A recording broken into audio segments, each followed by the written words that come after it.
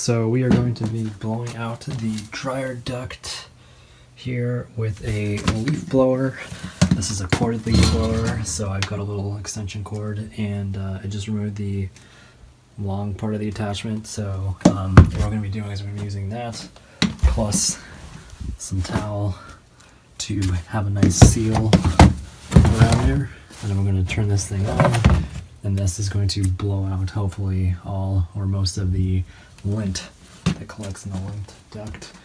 Also, I've taken off the thing in here. You can see it's still dirty, and this is why we're shooting this full of air, is because we got to get all this stuff out because that is a fire hazard. And these things are held on with these little tabs usually that you just squeeze together, and it takes it off from the wall as well as off from the actual dryer itself.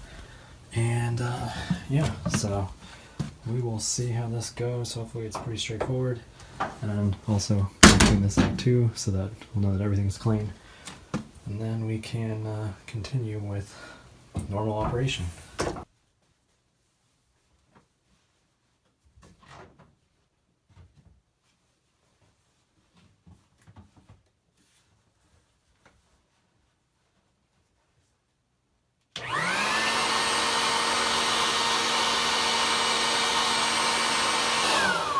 After you finish up with the leaf blower, you can go outside and double check that while your dryer is on, the dryer duct vents are open and you should feel some air coming out.